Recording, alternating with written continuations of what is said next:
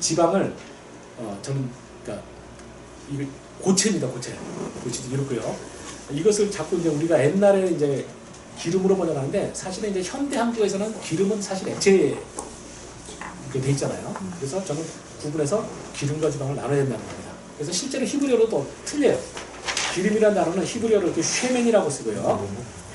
지방이라고 할 때 이제 헬레브라고 씁니다. 이렇게 해서 다른 용어 쓰고요.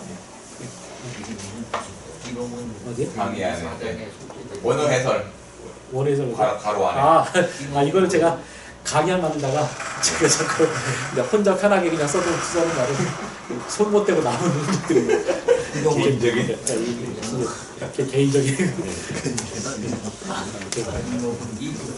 네 그렇죠. 이 부분은 사장으로 끌고 가라. 그리고 요게 이제 그 히브리어 혹시 하시는 분들 참고적으로만 말씀드리면 이상하게 이번적으로는 지방이라는 단어가 이제 헬레브인데 히브리어로 이상하게 번제의 경우만 이거를 페데르라고 불러요. 다른 용어를 써요. 왜 다른 용어를 쓰는지는 아무도 지금까지 설명을 못해요. 저도 모르겠어요. 근데 하여튼 구분을 하고 있어요. 하여튼 뭐 보고 그러고요. 그래서 하여튼 이제 기름 대신에 지방이라는 용어 쓰는 것이 좋다 하고 그 다음 8번 넘어가겠습니다. 8번 그 다음 봉헌자가 내장과 정갱이를 씻습니다. 그리고 9번으로 가시면 이제 제사장이 가죽을 죄한 제물 전체를 불살라 드리고요. 이제 가죽은 제일 아래쪽에 써갔듯이 번제를 집전하는 제사장 몫으로 갑니다. 레위기 10장 8절에 나와 있습니다. 그런 식으로 해서 이제 제사가 다 드려지고요. 그 다음 페이지 가서 보시면 그래서 이제 봉헌자가 담당하는 부분과 제사장이 그걸 나눠놨는데 거기 보시면 상당히 논리적인 일관성을 갖고 벌어집니다. 일단은 대부분의 제사는 제물 처리는 봉헌자가 맡아요. 제사장이 하는 일은 피와 제단에 관련된 일만 합니다. 그리고 뭐 피도 결국은 이제 제단에 관련된 일이라고 할 수가 있죠. 그냥 제단의 피를 제단에 해야 되고요. 이제 이렇게 되는 이유는 제가 강의 안에 충분히 써놓지 못했는데 이렇게 보면 될 것 같아요. 우리가 그 성막이 그러니까 제가 출애굽기 성막하면서 설명했는데 소위 그 성막의 중요한 요소가 거룩의 차등 현상이라는 게 나타납니다. 그래서 하나님께서 직접 임재하신 지성소가 제일 귀한 걸 쓰이고요. 재료가요. 가장 귀한 걸 쓰고 그다음에 성소가 좀 더 싼 물건, 그다음에 뜰이 가장 싼 물건 되죠. 그래서 우리가 지성소는 다 금 같은 걸로 가득 차 있고 성소로 들어오면 슬슬 은이 섞이기 시작해요. 그러다가 이제 뜰까지 나오면 이제 놋도 많이 이제 하게 되는 거죠. 이런 식으로 해서 성막은 그 자체가 구조물 자체가 시각적으로 하나님께서 임재하시는 곳일수록 더 귀한 것. 하나님의 임재로부터 멀어질수록 점점 싼 것 함으로써 바로 이제 하나님이 어떤 분이시냐를 보여주는 거죠. 그래서 내가 하나님께 점점 다가갈수록 점점점 귀한 자리로 들어간다는 걸 느끼게 만들어놨어요. 이렇게 되고요. 이렇게 이제 커다란 차등 현상이 있는데, 그러면 이제 각 지역마다 이렇게 큰 틀에서 이렇게 되지만 각 영역마다 또 그 안에서 세부적으로도 나뉘는 게 있습니다. 그럼 이제 뜰에서는 이 제단이 특별하게 거룩한 곳이에요. 상대적으로. 그래서 이 제단이 거룩하다 보니까 어떻게 되냐? 일반 백성들은 하나님께서 거룩성의 정도를 그만큼 허락하지 않았기 때문에 이들이 제단을 접촉할 수가 없는 거죠. 제단을 접촉하면 일이 벌어져요. 그러니까 바로 제단과 관련된 부분은 이제 제사장만 담당하게 되고 하다 보니까 결국 뭐냐? 피든지 곧 제물이든지 전부 제단과 어떤 식으로든 접촉이 돼야 되는 부분은 제사장이 맡고 굳이 제단과 접촉하지 않아도 되는 사람들은 전부 다 이제 봉헌자가 했다는 겁니다. 그렇게 돼서 이제 이렇게 하다 보니까 결과적으로 어떻게 되냐? 결국 구약의 제사는 놀랍게도 봉헌자가 엄청나게 능동적인 역할을 하는 그 의식이었다는 거예요. 어떻게 보면 현대 교회보다도 더 많이 그 일반 백성들의 능동성이 요구가 됐죠. 저는 요점이 이제 저는 굉장히 우리 요즘 현대 교회도 저는 시사점이 크다고 생각하는 게 이겁니다. 지금 현대 교회는 자꾸 교회가 대형화되다 보니까 점점 문제가 심각해져요. 이 대형화되는 속에서 이제 무슨 일이 벌어지냐? 제가 그냥 비유적으로 말하자면 예배가 자꾸 아이돌 콘서트처럼 돼요. 그래서 우리가 사람들이 그 구경꾼이 돼서 자기가 그냥 그 교회에 와서 아이돌 콘서트를 즐기는 거죠. 콘서트를 즐길 때 입장료가 뭐냐? 바로 헌금이에요. 헌금을 내고 나면 이제 그냥 나머지는 자기는 딱 참석만 하고 앉아 있으면 쫙 퍼포먼스가 되고 딱 끝나면 이제 돌아오는 거죠. 이제 이렇게 될 때, 그럼 이렇게 되면 어떻게 되느냐? 예배가 자꾸 이렇게 아이돌 그룹 콘서트가 되면 제가 볼 때는 교회는 점점 대형화될 수밖에 없고 대형 교회가 유리할 수밖에 없어요. 왜냐면 우리가 대형 그 기획사에서 하는 아이돌 그룹 콘서트가 훨씬 더 잘 되잖아요. 잘 될 수밖에 없는데 돈이 많고 기자들 정보 쓰고 모든 이제 장비가 좋으니까 될 수밖에 없어요. 자꾸 작은 교회는 몰락할 수밖에 없어요. 지금 상황이 이렇게 되는데 문제는 뭐냐? 이게 성경적이 아니라는 거죠. 성경인 건 뭐냐? 성경적인 건 봉헌자가 자신의 위해서 자신의 죄를 위해서 속죄해서 드려지는 제사에 엄청나게 능동적으로 참여하도록 돼 있었어요. 그리고 이제 이렇게 능동적으로 참여하려면 어떻게 되느냐? 역시 작은 교회가 더 맞는 것이죠. 왜냐하면 작은 교회, 특히 개척교회 이런 데는 각자가 일을 안 하면 안 돌아가잖아요. 그러다 보니까 부득이하게 일을 해야 돼요. 그리고 이런 상황 속에서 실제로 보면 어떻게 되느냐? 제가 교회를 돌아다니면서 이제 특강도 해보면 역시 작은 교회 성도들이 훨씬 더 능동적이에요. 그리고 본인이 더 주체성을 띄어요. 왜냐면 안 그러면 안 되니까. 근데 바쁜 대형 교회는 어떻게 되느냐? 대형 교회에도 분명히 열심히 하는 분들이 분명히 있습니다. 그렇지만 그분들은 극소수고 대다수는 정말로 아이돌 그룹 콘서트처럼 하는 거죠. 그러니까 일단은 대형 교회 다니는 많은 성도들의 특성이 뭐냐면 일 안 하려고 거기 가는 거예요. 귀찮은 일 싫으니까 가가지고 이제 뭐냐, 내가 콘서트비 냈으면 그걸로 내 할 일이 끝났다고 인정해줘라. 나는 예배드리고 은혜 받고 말겠다. 이렇게 되는 거죠. 근데 이제 그렇게 되면 어떻게 되냐? 자신이 정성을 들이지 않고 자신의 뭐가 개입되지 않은 그곳에 드린 예배는 역시 한계가 있는 거죠. 우리가 제사를 드릴 때 봉헌자가 자기가 재물을 골라갖고 와가지고 그 재물의 머리 자기 안수하고 이 재물이 내가 집에서 기르던 가축의 재물이 나를 위해서 대신 드려진다. 그때 느끼는 이런 것들 있잖아요. 이런 게 굉장히 중요한 거죠. 그리고 또 자신의 키운 자식 같은 가축을 자기가 잡아요. 그때 느끼는 감정의 깊이, 그 다음에 속죄 과정에서 본인이 느끼는 심리적 영향력, 이런 것들이 훨씬 더 크겠죠. 근데 이것이 다 차별해져갖고 그냥 돈으로 덜러, 나랑 전혀 아무런 연관성도 없는 감정의 연결도 아닌 것들 하나 잡아와가지고 그냥 딱 던져주고 알아서 하쇼, 그리고 내재 대행해 주쇼, 이런 식으로 가는 거는 이거 굉장히 문제가 있는 거죠. 그래서 하여튼 저는 그 현대교회에서 심각하게 이런 부분에 대해서 고민을 좀 해봐야 되지 않나 생각합니다. 이게 자꾸 점점 현대교회가 비성경적인 길로 가게 되는데 이제 이런 점이 좀 고쳐질 필요가 분명히 있다고 생각합니다. 이제 그런 점이 이제 우리가 제사법에 대해서 드리고 이제 그렇게 돼서 이제 하여튼 아까 제가 이제 제단이라고 이야기했고 또 이제 요것이 또 아까 그 나뉘는 또 하나의 그것은 아마도 제가 볼 때는 정결이랑도 연결될 텐데 이제 제사장은 될 수 있으면 더러운 걸 안 만져야 되잖아요. 근데 재물을 잡아서 뭐 정갱이 이런 거 닦고 할 때 그거는 사실 거기 이제 배설물도 묻고 막 이런 거 있잖아요. 부정에 닿게 돼요.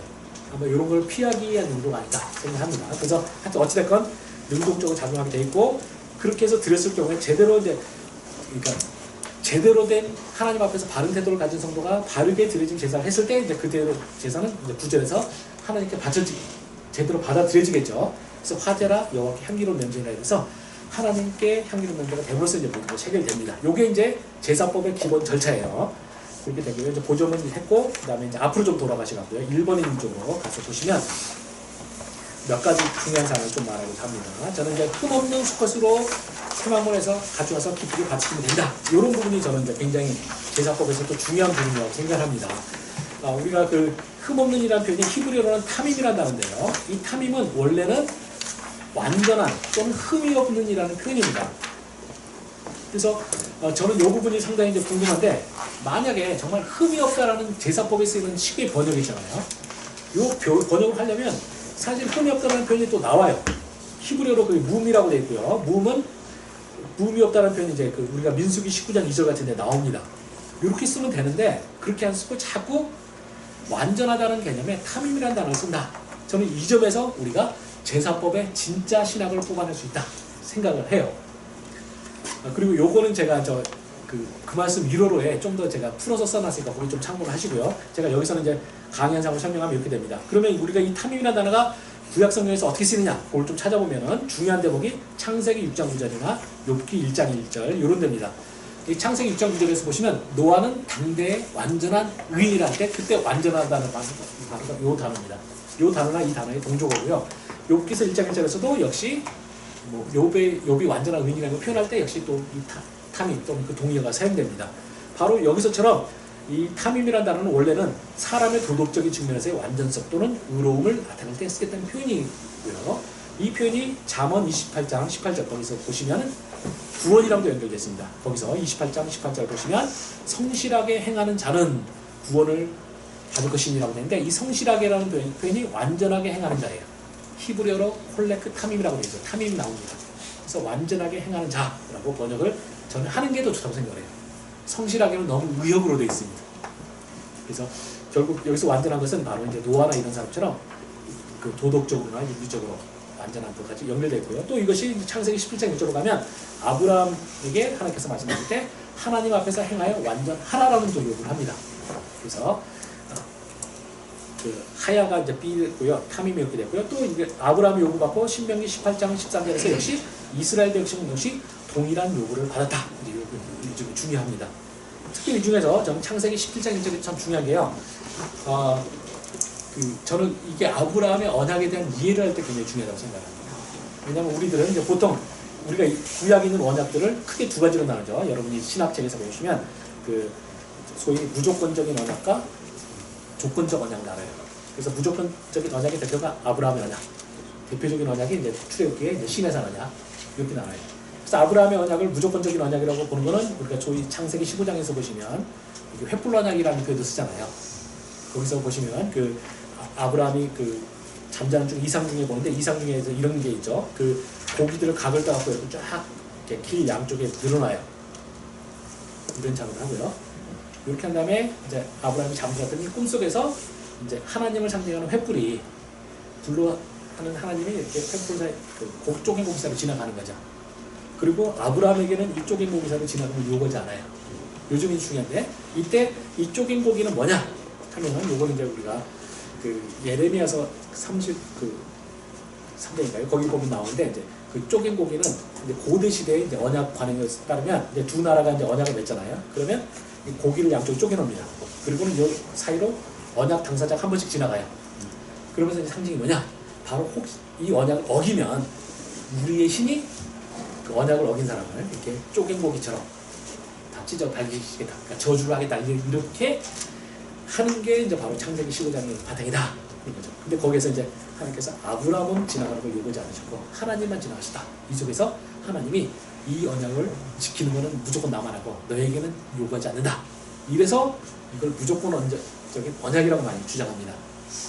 근데 저는 여기에 대해서 굉장히 불만이 많은 사람이에요. 왜냐하면 아브라함 언약은 저는 15장만으로 해석해서는 안 되고 창세기 15장과 17장이 짝을 이룬다는 거죠. 그럼 짝을 이룰 때는 어떻게 되냐? 15장에서 아브라함의 이제 언약의 어떤 첫 이른 시기에는 하나님께서 특별하게 다른 요구를 하지 않으세요.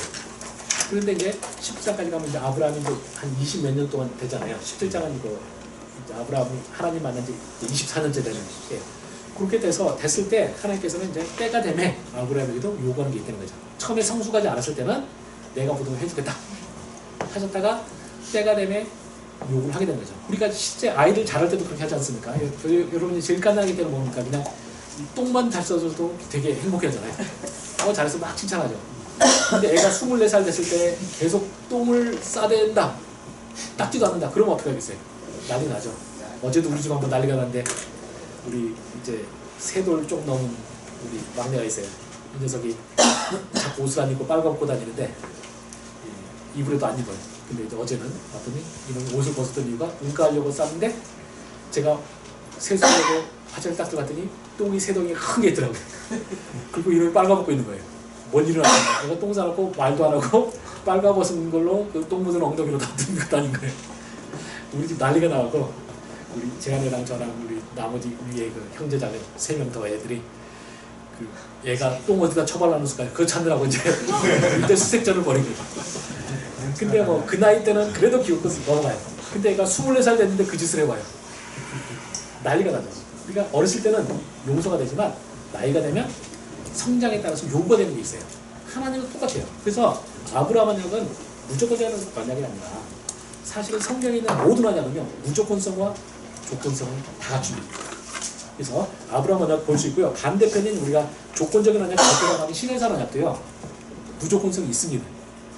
어떤 면에서 그러냐? 제가 아까 했던 황금성원 사건이 중요한데요. 황금성원 사건이 뭐예요? 그 모세가 그 언약 그 이스라엘 백성이 어기니까 돌판을 깨잖아요. 언약의 돌판을 깼어요. 언약의 돌판이 뭐냐? 많은 주석가들이 말하듯이 하나님과 이스라엘 백성의 이혼의 상징이에요. 언약 파괴의 상징이에요. 그래서 첫 언약을 깼고요. 아브라함의 중보기를 아니 모세의 중보기를 통해서 용서를 완전히 하신 다음에 다시 돌판을 만들잖아요. 새 언약이에요. 그래서 이제 신의 언약도 어떻게 우리 엄밀히 따지면 사실은 언약이 한 번만 이루어진 거잖아요. 두 번 치러진 거고요. 거기에 대해서 제가 좋아하는 주석가가 말하기를 뭐라고 하냐면 신의 산 그러므로 그 구약에 그 조건적 언약이라는 건 존재하지 않는다. 그래서 신의 산 언약도 혹시 신의 산 언약이 조건적 언약이었다 그러면 그 첫 번째 언약은 폐기되어 버렸고 하나님의 은혜에 의한 새로운 언약으로 내려졌다는 거죠. 그래서 저는 근데 이제 제가 이걸 다 종합하면 저는 창세기 아브라함 언약도 조건성과 무조건성을 띄고 신의 산 언약도 조건성과 무조건성을 띈다. 이렇게 이해하는 것이 적절하고요. 이거는 새 언약도 마찬가지입니다. 우리가 예수 그리스도 언약이 무조건적인 언약이 아니에요. 우리가 사도 바울이 말할 때 너희가 그 구원의 확신을 가지라는 말씀도 많지만 또 빌립보서 2장 12절 13절인가요? 거기서 보면 너희가 두렵고 떨림으로 너희 구원을 이루라는 말씀도 분명히 나와요. 요게 이제 우리 구원론에서 다 이제 설명을 해야 되는 이야기지만 하여튼 그래서 새 언약 안에도 분명히 조건성이 있어요. 하여튼 더 복잡한 얘기는 좀 나중에 하고요. 우리가 내일 해야 되니까. 하여튼 그래서 저는 이런 모든 것을 고려할 때 하나님께서 굳이 흠없는 제물을 드리려 할 때 흠없다라는 전문적인 용어가 있음에도 불구하고 그 용어를 쓰지 않고 탐임이라는 용어, 완전함이라는 그러니까 원래는 사람의 윤리적, 도덕적 완전함을 나타내는 이 표현을 요구했을 때 거기 이유가 있다는 겁니다. 그거는 뭐냐? 바로 흠없는 이 제사의 진짜 신학이 무엇이냐를 보여주는 건데요. 하나님께서 이걸 할 때는 절대 너희들이 죄인일 수밖에 없으니까 너희들 대신에 완전함을 상징하는 흠없는 제물을 갖다 바쳐서 죄를 용서받더라. 이게 포인트가 아니라는 거예요. 실제 하나님의 요구는 뭐냐? 원래는 너희들 자신이 이 완전함을 갖췄어야 된다는 거죠. 근데 불행히도 너희가 그 못 갖췄기 때문에 할 수 없이 내가 허용을 해서 너희들이 흠없는 제물을 지금은 바치게 하였지만 제물을 갖다 바치는 너희들이 항상 받아야 되는 요구는 뭐냐? 내가 하나님 앞에서 진짜 어떤 모습을 갖춰야 되는지에 대한 것을 자꾸 그러니까 생각을 하려는 거죠. 그래서 내가 다음번에 하나님 앞에서 제사하러 올 때는 지금보다는 더 나은 존재로 있어야 되는 거예요. 그래서 애꿎은 제물을 끝도 없이 계속 죽이라고 제사법이 있는 것이 아니라 너희들이 그러니까 구약에서 완성이 되진 않지만 너희들이 궁극적으로 나아가야 될 목표가 무엇인지에 대한 정확한 이해를 가져라. 이것이 제사법의 진짜 의의라는 겁니다. 그래서 여러분이 구약의 제사가 절대 애꿎은 제물 짐승 죽이라는 이야기가 절대 아니다. 제가 말씀드리고 싶고요. 이것이 이제 신약으로 넘어가면 연결이 되죠. 그래서 우리가 23페이지 아래쪽을 보시면 이제 탐임이라는 단어를 이제 헬라에서 아모모스라는 아모모스는 그냥 그 흠없는이라는 표현입니다. 근데 이 표현이 이제 구약의 신약에서 어떤 성도들의 윤리적 완전함의 이야기로 넘어가게 됩니다. 그래서 먼저 기초적으로 보면 예수 그리스도의 제물의 피를 완전함이라는 것과 연결시키고 있는 구절들 베드로전서 1장 19절, 히브리서 9장 14절 이런 부분들이 계속 예수님의 피랑 연결되어 있고요. 그런데 그래서 예수 그리스도의 완전한 피가 우리를 모든 데서 깨끗할 효력이 없음이라고 되는데 고쳐야 되는데 맨날 이게 남아있어요. 이상하게 있음으로 바꿔주시고 하는데 신학적으로 큰일 날 일을 했어요. 네. 우리의 죄를 깨끗게 할 효력이 있다 이렇게 하셔야 되고 첫 줄도 고쳐주시고요. 그렇게 되는데 예수 그리스도도 역시 마찬가지입니다. 이 예수 그리스도의 완전함이 거기서 끝이 아니라 이 완전함이라는 표현은 예수 그리스도를 통하여 구원을 얻은 성도들의 모습 또는 목표를 요구할 때도 역시 사용된다 되어 있습니다. 그래서 에베소서 1장 4절이나 빌립보서 2장 15절, 계시록 14장 5절 이런 뜻을 보시면 자, 결국 우리들이 내가 비록 그러니까 우리의 대속자이신 예수 그리스도의 피를 통해서 내가 일단 구원을 얻어요. 완전한 피를 통해서. 그렇지만 어떻게 되느냐? 또 우리는 뭐냐? 내가 그리스도 안에서 완전한 그리스도의 완전함까지 자라나야 되는 요구를 갖게 되는 것입니다. 이것이 나와 있고요. 여기서 에베소서 1장 4절만 한번 보겠습니다.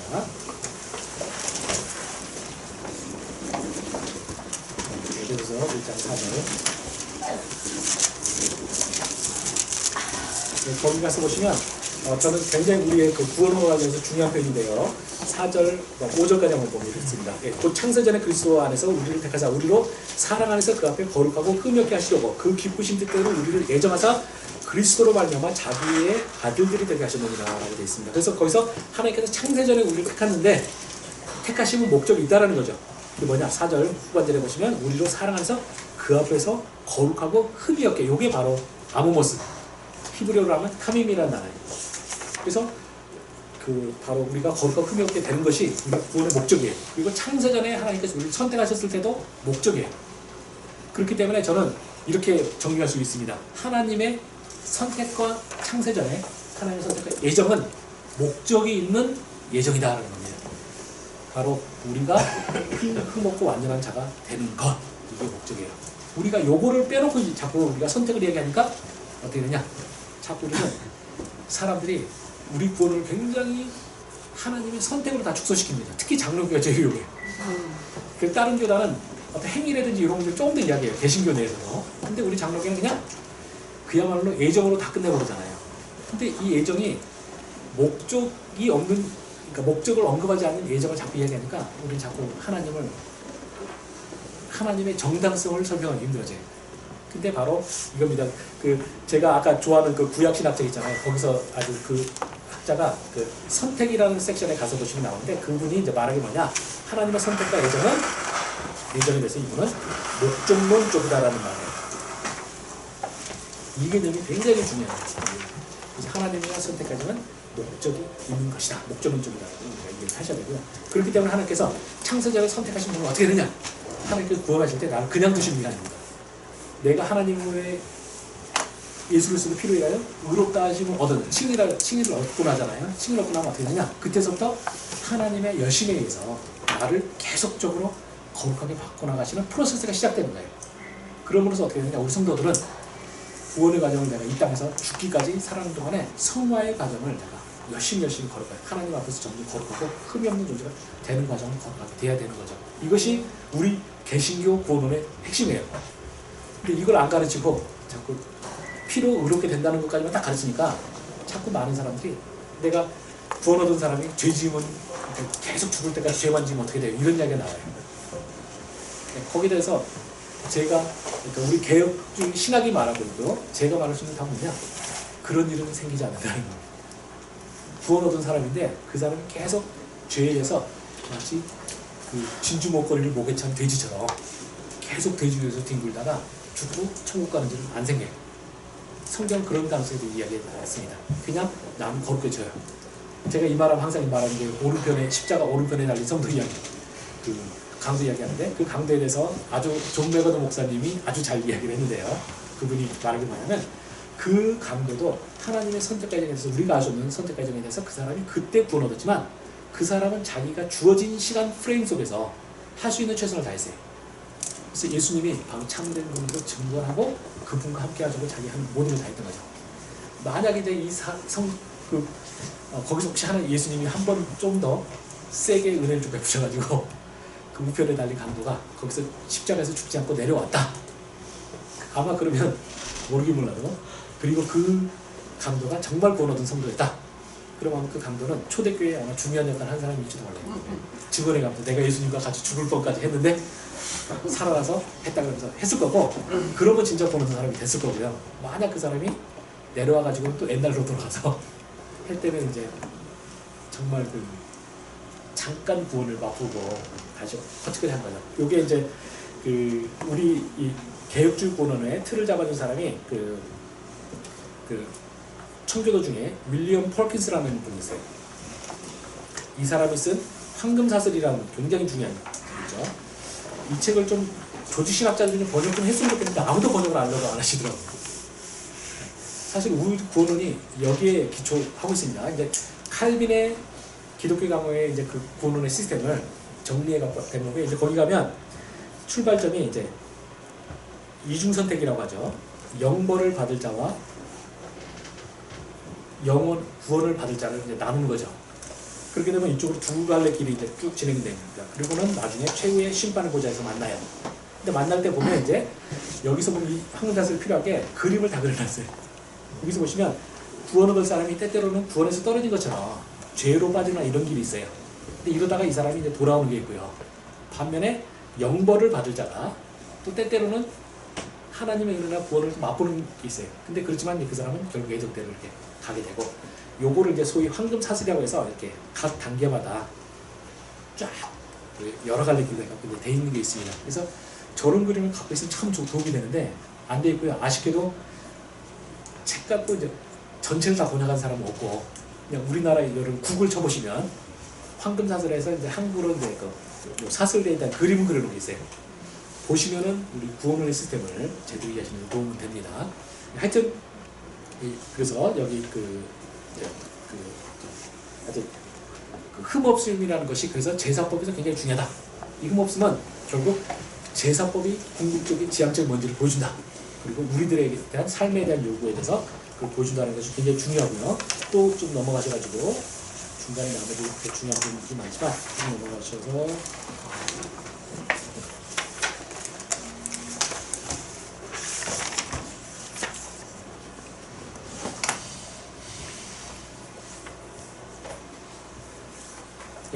저기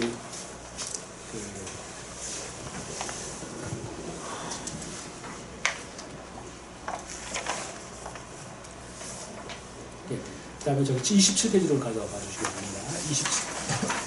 27페이지 가서 보시면 그 중간 부분에 아까 피 다뤘던 그 중간에 보시면 제사를 드리는 입구가 회막 입구 쪽이라는 회막 입구 쪽에 위치한 단이다라는 표현이 많이 나옵니다. 그래서 근데 우리가 지금 재밌는 게 뭐냐면 구약의 제사가 어디서 드려졌습니까? 뜰에 있는 번제단에서 드려졌잖아요. 근데 제가 제사법 공부를 하면서 가장 의아했던 부분이 뭐냐면 단이라고 말하고 될 거를 자꾸 회막 입구라는 표현을 써요. 그리고 또 그와 회막 입구와 맞물리는 게 여호와 앞이라는 표현.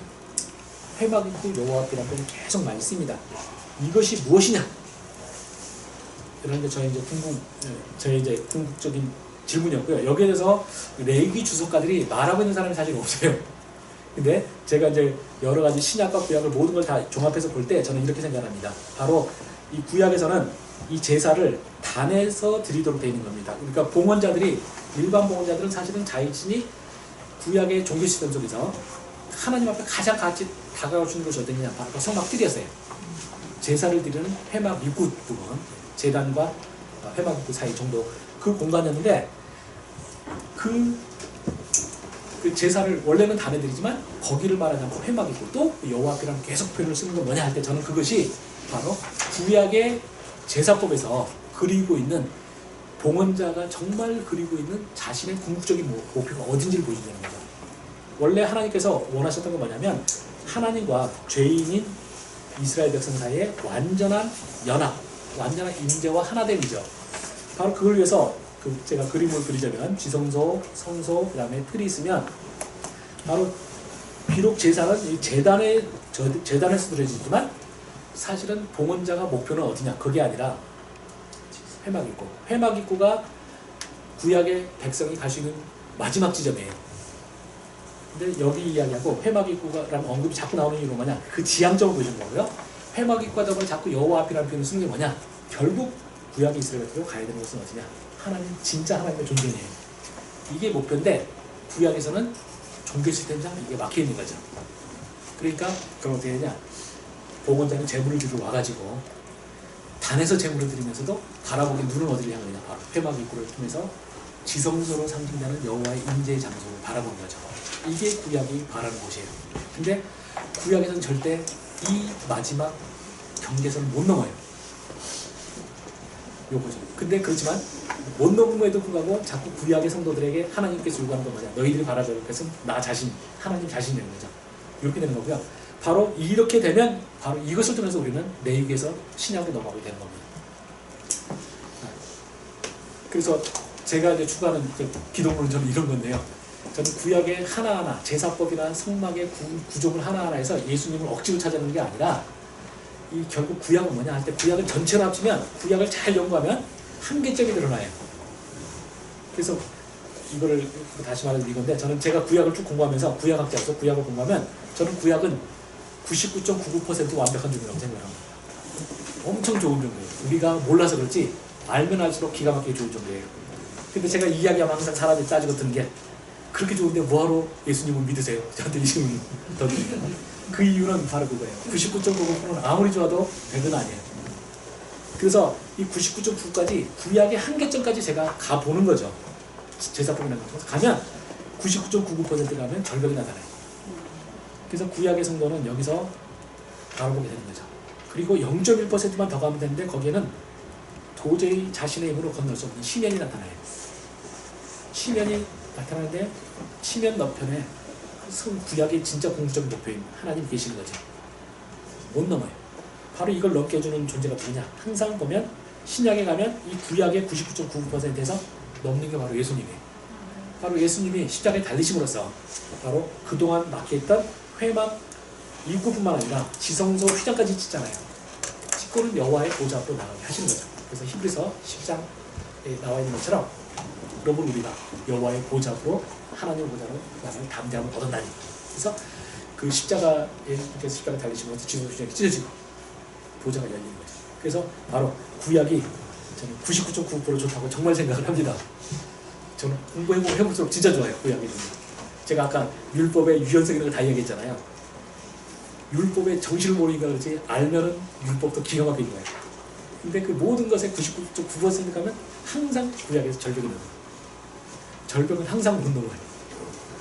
못 넘는 걸 놀랍게도 구약을 제가 99.9%가 한계점을 발견한 상태에서 신약을 하면 항상 예수님에서 그것이 해결된다는 걸 선언이 됩니다. 그게 우리가 믿는 종교예요. 저는 이제 바로 이래서 제가 왜 기독교인이냐 하면 저는 간단히 말하면 구약의 끝을 봤기 때문에 그래서 구약을 알면 더 잘할수록 정말 좋은 그리스도인이 된다 이렇게 생각하고요. 저는 그래서 우리가 구약에서 보시면 이제 이 구약을 통해서 예수 그리스도를 발견했던 사람이 나오잖아요. 신약에. 아마 신약 시대 초대교회 사도 바울과 더불어 가장 커다란 그 어떤 영적 선생으로서 라이벌이었던 걸로 느껴지는 아볼로가 특특한 게 구약 말고 예수 그리스도를 발견해가지고 이미 초대교회를 만나기 전에 가르치고 다니잖아요. 근데 그러니까 누구죠? 브리스길라와 아굴라가 딱 만나보니까 이 사람이 지식에서는 완전한데 딱 그런 성령세를 받지 못했다. 그 성령세를 받게 하고 이제 아마 우리가 지금은 이제 아볼로 글은 안 남아 있으니까 사도 바울이 말을 통해서 볼 수밖에 없는데 보면 아볼로파가 나오고 하잖아요. 근데 아볼로파를 따는 사람들이 상당히 많이 추종했던 것 같고 아마 제가 볼 때는 하나님이 바울에게는 안 줬던 그 은사를 아볼로에게 준 것 같아요. 그래서 보면 바울은 그러잖아요. 이 사람이 글은 참 잘 쓰던데 실제 만나보니까 참 말이 힘이 없다 이런 소리. 실제 사도 바울 서신에 그 이야기 나오잖아요. 근데 이제 반면에 아볼로는 굉장히 이제 티칭도 좀 뛰어나지 않았나 생각이 들고요. 하여튼 그랬는데 저는 이런 것처럼 분명히 저는 구약을 내가 궁극적인 쪽까지 가면 분명히 구약은 그리스도를 요청한다고 생각해요. 그래서 저는 진짜로 성경적 기독론적인 구약 해석은 이런 거라고 생각해요. 구약에서 억지로 쥐어짜가지고 예수님을 말하는 것이 아니라 구약을 미처까지 다 돌아가면 예수님을 말하지 않으면 해결한다는 거죠. 바로 그때 우리가 예수님의 발이 놔주는 그걸 경험하는 것 이것이 진짜로 기독교적 해석이다 생각을 하고 제 레이기 주석도 하면 이제 바로 이런 점을 최대한 잘 드러내고 싶습니다. 하여튼 그래서 우리가 제사법을 통해서 이런 것을 볼 수가 있습니다. 그게 이제 번제에서 하는 거고요. 시간이 아마 보니까 다들 바쁘셔갖고 다들 가셔야 되잖아요. 제가 그냥 오늘 원래는 최소한 대제사장 속죄까지 하려고 했는데 제가 세 번째만 잠깐 이야기하고 그냥 마무리 짓도록 하겠습니다. 제가 저번에 들으니까 제가 최대한 빨리 한번 했습니다. 그래서 세 번째하고 그 다음에 30페이지 가면 이제 양의 번제 나오는데 작은 가축계 번제도 나오는데 요거는 뭐 소의 번제에서 특별히 달라질 게 없습니다. 그냥 단지 빠진 거 좀 채워주는 도표로 채워주는 거 정도 하면 되고요. 가장 재밌는 게 이제 세 번째예요. 요거를 보시면 재밌는데 요거에 대해서도 제가 글로 풀어놓은 거는 그 말씀 1호로에 제가 말로 풀어놨고요. 그 다음에 또 제가 오늘 여러분께 원고 드린 거 말고 제가 우리 김 목사님께 제가 파일을 또 보내는 게 있습니다. 그게 세 번째 신학에 대해서 제가 자세히 설명했어요. 그거를 이제 핵심은 좀 읽으셨으면 나중에 파일로 받으시면 되고요. 여기서는 제가 신학만 간단하게 이야기하고 마치겠습니다. 자, 우리가 앞에서 우리가 번제할 때 번제는 기본적으로 비싼 것이다 하나님과 비싼 것이라고 가르친다고 했잖아요. 근데 이제 거기에 상반되는 것이 바로 이제 세 번째입니다. 이 세 번째는 하나님께서 가난한 자를 위해서 조치하신 겁니다. 그리고 이제 새가 이렇게 가난한 사람을 위한 조치다 보니까 예외적인 게 많아요. 그래서 여러분이 세 번째를 읽으실 때는 바로 예외성이라는 거, 그걸 집중하셔야 되고요.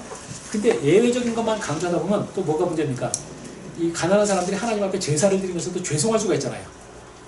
하나님께서 자기가 이렇게 거창하고 비싼 거 못 가져오고 예외적인 거 하다 보니까 절차도 다 예외적인 게 많아요. 자꾸 예외적인 것만 가면 가난한 사람이 마음이 섭섭할 수가 있어요. 바로 이 부분에 대해서 하나님 배려가 있어서요. 예외적이지만 비싼 제사랑 상응하는 부분이 있어요. 그래서 그러다 보니까 새 제사를 읽으려면 어떻게 읽어야 되느냐? 상응성과 비상응성 요 사이에 이 다리를 잘 이해를 하셔야 됩니다. 요게 제가 우리 김 목사님한테 드리는 거는 상응적인 측면, 비상응적인 측면을 다 이제 나누어서 했고요. 그러면 여기서 제가 간단하게만 설명을 하면 이렇습니다. 먼저 첫 번째 별표는 가난한 사람을 위한 조치다. 두 번째 별표는 이제 소나 양과 염소와 달리 새는 제사장이 모든 작업을 다 한다. 이 점이 이제 차이가 나죠. 왜냐하면 새가 작다 보니까 이렇게 돼요. 만약에 새도 봉헌자랑 제사장이랑 임무 분담하면 오히려 더 복잡해지는 거죠. 작은데 이 작은 놈은 계속 뭐 럭비용도 아니고 토스에서 막 복잡해져. 그러니까 제사장이 다 처리해버립니다. 그 이유는 바로 크기가 작기 때문이다라는 거고요. 크기가 작아서 이런 식으로 예외적으로 되는데 예외적이면서도 이제 또 보면 상응하는 부분이 있다. 요게 재밌는 거고요. 요게 뭐냐? 16절에 먼저 계획개정판 16절 한번 봐보시겠습니다. 네, 세 번째가 정말 재밌어요. 여러분이 제대로 이해하시면 제가 이거 한 20여 페이지 글을 썼는데 세 번째에 관해서는 역사상 가장 긴 글을 쓰지 않았다 생각을 합니다. 그 세 번째 이제 보시면 16절 가서 보시면 19절 먼저 읽으면 제사장은 그것을 제단으로 가져다가 그것의 머리를 비틀어 끊고 제단 위에 불사르고 피는 제단 위에 흘릴 것이며 그 다음에 모이주머니와 더러운 것은 제거하여 제단 동쪽 제거하는 것을 버리게 됐습니다. 그래서 모이주머니와 더러운 것이 무엇이냐? 이게 수수께끼입니다. 여러분이 각주 한번 보시면 이게 본문이 문제가 많아요. 우리 성경의 각주 보시면은 거기 뭐라고 되어 있습니까? 모이주머니하고 그 다음에 더러운 것 할 때도 돼 있죠. 예, 더러운 거 돼 있고 그 다음에 깃털이라고도 돼 있죠. 나눠주에. 네네, 나눠주에 돼 있잖아요. 요게 이제 뭐냐면 이게 두 단어가 모이주머니라는 단어도 그렇고 더러운 것도 굉장히 어려운 단어입니다. 그래서 학자들이 이제 이거 갖고 왈가왈부 말이 많은데요. 요것도 이제 우리가 자세히 따져보면 재밌어요. 일단은 여기에 대해서 학자들 사이의 견해가 이제 크게 세 가지 정도 됩니다.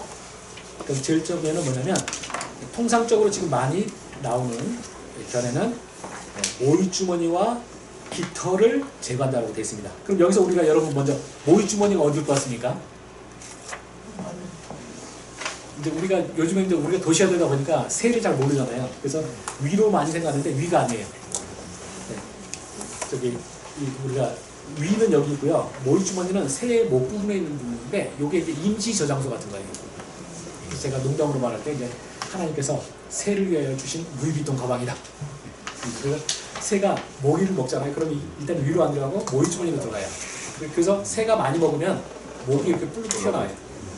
그래서 제가 이거 하면서 자료를 뒤져보니까 어느 양계장 전문 지침서에 보니까 그런 나오거든요. 자기가 닭을 키울 때 새가 잠들기 전에 모이주머니 여기 목 부분이 뿔룩 튀어나오지 않으면 그 새는 영양실조다 이런 나와요. 그러니까 목이 뿔룩하게 먹여줘야 된다는 거죠. 그렇게 해서 목에 들어가는데 이 모이주머니와 깃털을 제거한다는 거죠. 깃털은 뭐냐면 여기 이 꽁지 깃털 이쪽을 말해요. 그러면 우리가 요게 이제 요즘에 번역본들이 많이 택하는 번역입니다. 왜냐하면 우리 개혁개정판에서 더러운 것이라고 되는 번역을 그 히브리 단어는 사실 성경의 다른 곳에는 전부 깃털이라고 되어 있어요. 그러다 보니까 이제 학자들이 여기라고 해서 더러운 것을 바꾸기는 그렇다. 깃털로 번역해야 된다라고 이제 했습니다. 근데 이렇게 해석하면 이제 문제가 있는 게 뭐냐면 모이주머니와 깃털을 제거한다는 게 도대체 뭔 의미냐? 아무런 개념 전달이 안 돼요. 이러다 보니까 난점이 있고요. 여기 이 문제를 해결하는 게 뭐냐면 그 다음 페이지에 가셔서 이번에 레이기학계의 이제 최고 거성이라고 할 수 있는 제이콥 밀그로라는 사람이 아주 재밌는 해석을 그 사람의 이 2700페이지짜리 주석에서 써냈습니다. 거기서 이제 이 사람이 자기 학생 중에 조류학 박사가 있었어요. 그 학생 이분 딱 보더니 난 알겠습니다 딱 말한 거예요.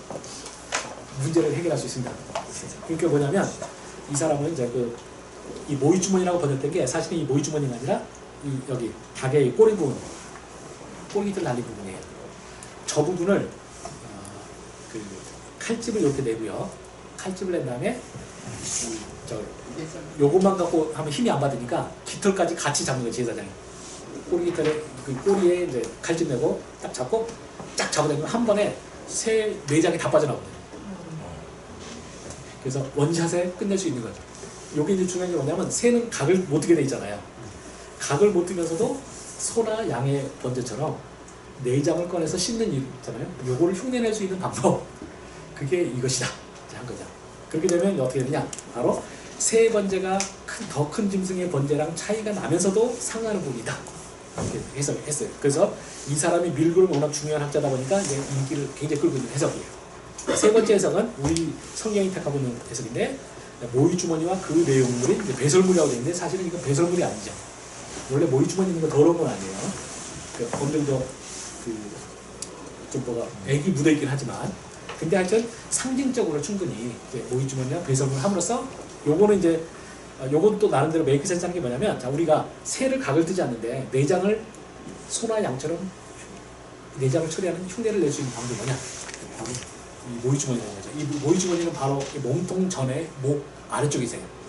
딱 이 부분에 있는데, 요 부분은 제사장이 딱 잡으면 만져져요. 만지고 잡고 딱 뜯어내면 그걸 통해서 바로 내장을 제거하는 것처럼 효과를 낼 수가 있다는 거죠. 그래서 이제 제 생각에 이제 답이 뭐냐 할 때 세 견에다 안점 있지만 2번, 3번이 좀 더 가능성이 있고, 저는 굳이 계획개정반 번역을 바꿀 필요는 없지 않나 생각합니다. 그래서 하여튼 핵심은 뭐냐 할 때 그 아래 써놓은 것처럼 화살표 장면 보시면 그 핵심은 위에 다른 가축들의 재물과 마찬가지로 불결한 것을 내장을 제거한다는 거죠. 이런 면에서 세 번째는 다른 번제들과 논리적 연속성을 갖는다 이렇게 말할 수 있고요. 그 다음에 마지막 그 다음 별표, 날개를 아주 찢지 않은 상태로 불살라 번제를 드린다. 이 점 역시 우리가 이제 앞에 제사들과 연결시켜 보면 이해할 수가 있습니다. 우리가 원래는 이제 날개를 찢 때 아주 떼내지 말라는 것도 뭐냐면, 일단 찢는 얘기는 뭐냐면 나머지 제사 각 뜨잖아요. 각 뜨는 걸 흉내를 내요. 그렇게 하는데, 그럼 아주 떼내지 말라는 게 뭐냐 할 때, 이거는 우리가 제 각을 뜨는 것이 바로 어떤 실용성 측면이라고 했잖아요. 재물을 관리하기 편하게. 근데 새 같은 경우는 어떻습니까? 너무 작잖아요. 얘는 각 안 떠도 충분히 통으로 올려도 아무 지장이 없어요. 근데 이거를 다 찢고 떼버리면 오히려 관리 측면에서 훨씬 더 복잡해지는 거죠. 그렇기 때문에 일단 그 나머지 제사는 상응하는 요소만 띄고, 그렇지만 여전히 이제 아예 떼지는 말고 이렇게 한 상태에서 올리게 만드는 거죠. 그렇게 함으로써 저는 이제 훨씬 더 디테일하게 많아요. 제가 22페이지인가 그 되는 글에 보시면은 제가 상응하는 측면, 비상응하는 측면, 그 다음에 양쪽을 다경하는 측면, 이렇게 다 해갖고 나눠놨습니다. 근데 요걸 통해서 보여주는 게 뭐냐, 저는 하나님의 배려를 저는 볼 수 있는 거죠. 하나님께서 가난한 사람들이 도저히 비싼 재물을 감당할 수 없는 가난한 사람들이 하나님께 나올 수 있도록, 편하게 나올 수 있도록 하나님께서 이 세 번째를 허용하시면서, 허용하셨는데 그들의 마음까지도 배려하셔야 되는 거죠. 그래서 이들이 섭섭하지 않도록 하나님께서 큰 제사 흉내를 최대한 낼 수 있는 한 내서 함으로써 이제 제사 드렸다 이런 거고요. 그리고 나서 이제 결론적으로는 우리가 이 세 제사 같은 이런 식으로 들으셨을 때 결국 하제라 이는 향기로운 냄새라는 표현을 통해서 이제 하나님께서는 이 세 번제 역시 하나님의 많은 관용이 베풀어졌음에도 불구하고 여전히 그 결과적인 가치는 소나 양과 똑같은 가격으로 하나님께서 받아주셨다. 이 점이 굉장히 중요하고요. 이제 그러면서 정말로 과부의 두 렙돌에 대한 예수님의 말씀과 상한다 이렇게 해서 말하고요. 이제 마지막으로 제가 이제 그 말씀의 원고를 좀 가보시면요. 그 말씀의 원고를 좀 가셔가지고 보면은 저기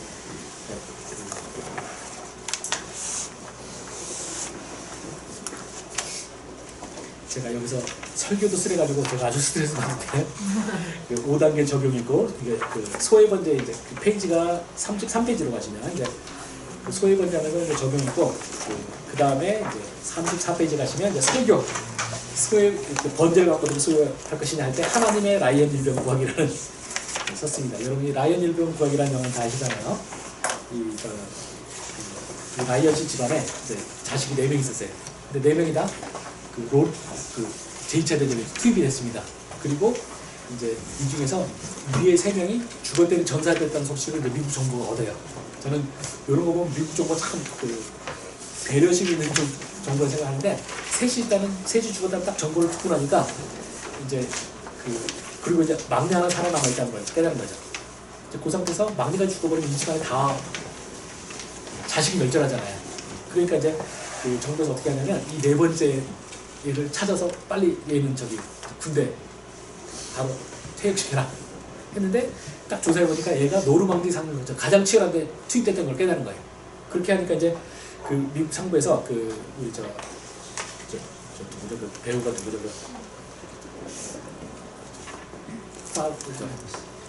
톰 행크스. 톰 행크스가 했던 그 부대에 밀러라는 대의 부대에게 갑자기 해가지고 그 라이언 일병 걔를 빨리 전쟁터에서 빼와라 이 임무를 줍니다. 그래서 이제 그 부대가 거기 들어가요. 근데 들어가는 내내 이들이 이제 갈등을 일으키죠. 도대체 한 명을 구하는데 우리 부대가 다 들어가서 이 위험을 감지해야 되냐 이런 논쟁이 계속 벌어지면서 이제 가게 되고요. 딱 도착해서 라이언 일병을 만났는데 라이언 일병이 또 고집을 펴요. 나의 그 동료들 빼놓고 나만 도망갈 수는 없다. 이렇게 하니까 그 밀러데이가 고민하다가 어떤 결정 내리냐면 오케이 우리들의 임무는 정부에서 준 명령은 일병을 지키는 거니까 일병을 지키는 것을 목적으로 해서 그 전투에 참여한다. 근데 그 전투에서 이제 거의 다 죽고 이제 밀러데이마저도 죽어요. 근데 죽는 과정에서도 보면은 그 밀러데이가 은혜를 베풀었던 그 독일군인데 이제 은혜를 베풀었던 사람이 있어요. 놔서 보내줬는데 이 친구가 가가지고 독일군들을 데려와 버린 거죠. 그래서 이제 거기 때문에 이제 밀러데이도 거의 죽게 돼요. 그래서 죽게 되면서 이제 밀러데이가 이제 그 라이언 일병에게 말합니다. 마지막으로 이 표현할 때 earn this, earn it이라는 표현을 써요. 그러니까 이것을 벌어라 라는 표현을 씁니다. 이제 우리말에서는 이거를 갚게 갚아 혹은 잘 살아 잘 살게 이렇게 번역을 했는데 이게 뭐냐 이제 밀러데이가 했던 말은 죽음에서 했던 말은 우리가 이렇게 많은 사람이 너 하나 살리고자 죽었으니까 너는 우리들의 목숨의 값을 다 한 만큼 잘 살아야 된다 이렇게 말한 거죠. 그리고는 이제 장면이 바뀌어서 이 라이언 일병이 그 자기를 위해서 죽었던 밀러데이가 그 사람들이 무덤으로 가고 밀러데이 앞에서 이야기를 합니다. 거기서 울면서 이제 말하기를 제가 여기 돌아오는 데까지 이렇게 시간이 걸릴 줄 몰랐습니다. 그러면서 제가 당신들의 목숨을 위해서 최선을 다해서 살았습니다. 이렇게 말합니다. 그리고는 자기한테 여보 나 괜찮은 사람이지? 처음에 이제 아니 못 알아들어요. 나 괜찮은 사람이야. 그러면서 내가 괜찮은 사람이라고 말 좀 해줘. 이렇게 말하니까 내가 당신 정말 괜찮은 사람이야. 이렇게 말해요. 그러면서 영화가 끝이 나는 거죠. 그 영화에서 보여주는 게 뭐냐? 바로 이 다른 사람들의 희생에 의해서 라이언 일병이 살아났고 그 라이언 일병은 살았을 때 자신의 삶의 숙제를 뭐로 했느냐? 바로 자신을 위해서 죽었다는 많은 사람들의 목숨값이 의미 있도록 사는 것이 내 삶의 목표다 했던 것이죠. 이것이 저는 우리 번제신학이랑 예수 그리스도의 속죄신학이 연결된다는 겁니다. 우리가 자꾸 기독교인들이 잘못된 신학을 배우다 보니까 자꾸 우리가 너무 값없이 용서받았다는 것을 너무 강조를 해요. 그리고 값없이 받으니까 정말 값없게 여겨요. 저도 제가 옛날에 저 공짜 강의를 참 많이 했습니다. 히브리어 옛날에 지금 썼던 히브리어 책을 그 바탕에 있는 걸 갖고 이제 많이 했어요. 근데 공짜 당연히 저 전도사 시절에 공짜로 가르쳤는데 공짜로 가르치면 무슨 일 벌었냐? 시작할 때 저한테 막 해달라고 한 30명 졸라요. 그럼 이 사람들 해주고 당연히 이제 동료니까 친구들이니까 공짜로 해줘요. 그러고 쭉 가면 하루하루 지나가면서 점점 숫자가 줄어요. 저는 안 갈 수가 없죠. 왜냐면 제가 안 가면 강의 안 되니까. 저는 계속 가는데 뭐 소도 사야 되고 뭐 장가도 가야 되고 뭐 등등등 핑계를 그리고 딱 마지막에 가면 저만 혼자 있고 썰렁한 데서 끝나는 일이 참 많거든요. 그러면서 제가 느꼈던 게 난 위해서가 아니라 이 사람들이 아까울 정도로 내가 돈을 받아야겠구나. 그래서 꼭 내가 그 돈을 받아 쓰려고 하는 게 아니라 하다못해 사가지고 내가 이거 사람들 나중에 끝난다면 밥을 사주더라도 하자 이제 생각을 하게 되는데 자꾸 우리들이 공짜를 너무 강조하다 보면 그 가치를 보는 게 너무 많아요. 이제 그러면서 우리가 저는 번제신학이 가르치는 건 뭐냐? 우리를 위해서 우리의 구속을 위해서 엄청나게 비싼 값이 누군가에서 치러졌다.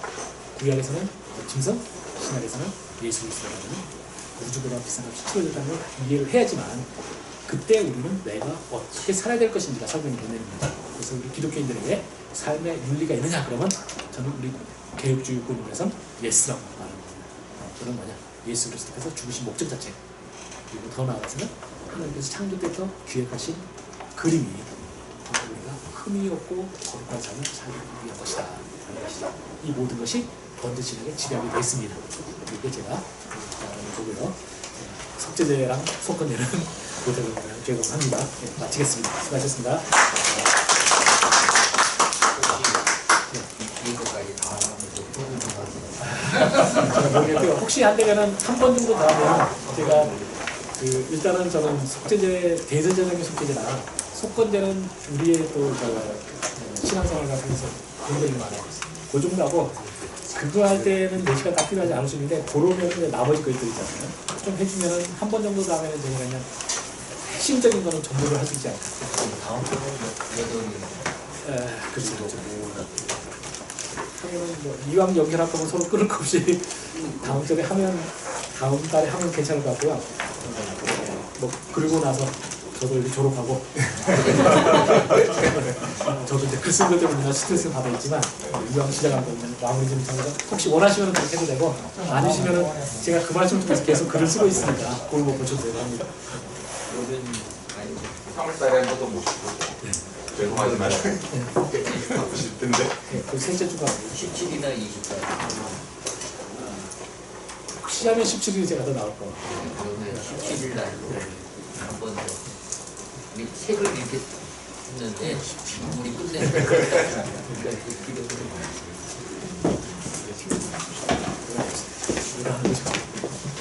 제가 하나요? 네, 하나님 아버지 저희들이 정말 구약 성경에서 가장 어렵다고 할 수 있는 레위의 어려운 대목을 저희들이 살펴봤습니다.